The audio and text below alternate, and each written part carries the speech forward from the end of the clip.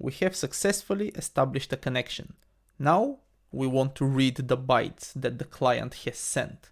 To do that, we call the read method on the TCP stream. Let's clear out this example code here, and we can say stream.read. And that should read all the bytes from the socket that are waiting for us.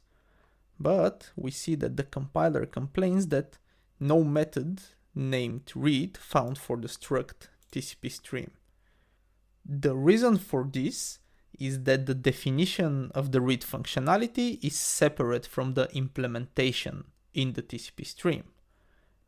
To fix it, we have to include from the standard library, from the IO module, we have to actually include read. If we look at read, we see that it is a trait. Traits are something that we have not discussed yet, but we will do soon. For now, think of it as an interface. It defines the signature. If we come to the implementation of this trait, we see that it defines the signature of the read method, but it has no body. The TCP stream contains a concrete implementation for this read method here. But to use functionality from traits, we have to first pull them into our scope.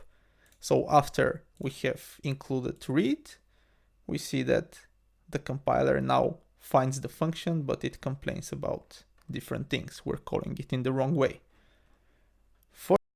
We notice that read actually takes a mutable reference to self. To be able to call methods that will mutate an instance, we need to have a mutable variable. So we have to make our stream mute here. This is the first thing. And the second thing is that the read function actually accepts one parameter. We see that it accepts a mutable reference to U8 in square brackets. That means that it accepts an array. This is the syntax for defining an array of U8s. The array, like a tuple, is a compound type. But unlike the tuple, the array is a collection of values with the same type. Let's look at arrays real quick. We can comment out this broken code for now. If we want to create a new array, we just define a comma-separated list inside of square brackets. So for example, here we can say that we have an array with 1, 2, 3, 4. And now we have an array that is of type i32 and size 4. The concrete type of an array is always the type of the values in it plus the number of values it contains. The reason for this is that the compiler needs to know exactly how big an array is so it can allocate enough memory on the stack for it. Let's write a simple function that accepts an array as a parameter. So up here we can write the function arr, let's say, and it accepts a, which would be an array of U8s. Okay, that won't work because the compiler does not know the size of the value for U8. It cannot be known at compilation time because this can hold an arbitrary number of values in it. So to actually define a concrete type here, we have to say that it is a U8 and, for example, it will have 5 elements. So now the compiler is happy because it knows exactly how big the stack frame for this function will be. It has to be able to store an array of 5 U8s. The problem with this is that down here, if we want to call this function now, we actually cannot pass our existing array because this array has 4 elements in it, but this one expects 5. So if we actually put a 5th element here, that will just work. But if we don't have it, the compiler cannot pass it in. They might seem like very close types. This one just has 4, this one has 5, but for the compiler, they are as different as a U8 and a string. So we actually need the exact same type before we can pass it to a function.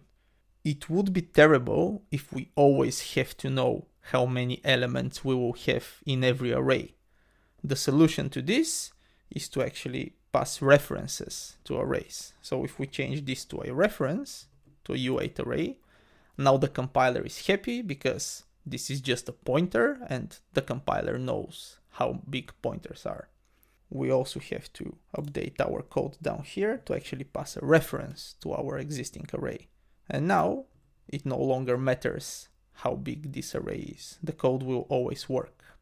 A reference to an array, like the one here, is actually called a slice. We have already discussed string slices. This is the same, but more generic, because the array can contain any type. We can use the same range syntax that we were using for our string slices. So for example, here we can say that we want from 1 to 3. Oops.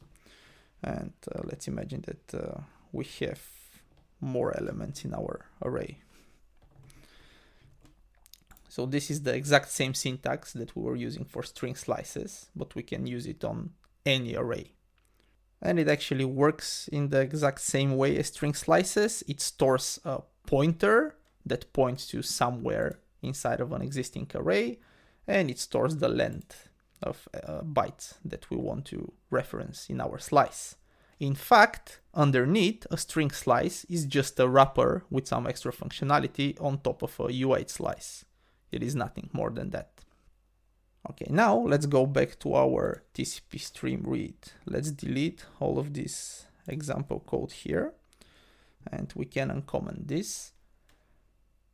So we have to pass a mutable array slice of U8s.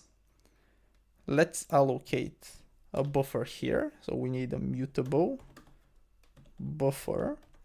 And it would be really annoying if we have to manually create our array and fill in all the values. Rust has a syntax for creating an array that contains the same value for each element. So to use that, we specify an initial value. In our case, we want an array that's filled with zeros, that's followed by a semicolon, and then we type in the length of the array that we want. Let's choose a nice round number like 1024, for example.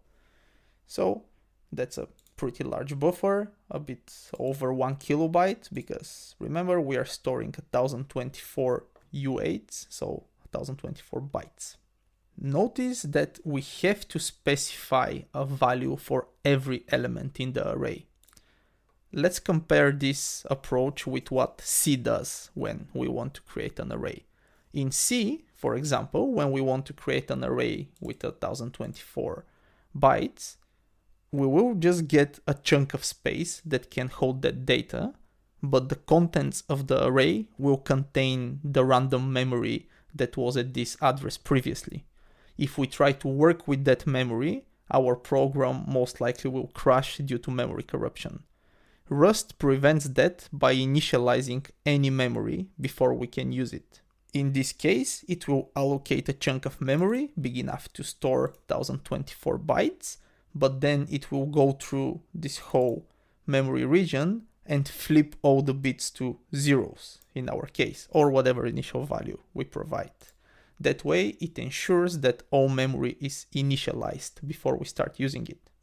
Now, we can co-read by passing a mutable reference to our buffer.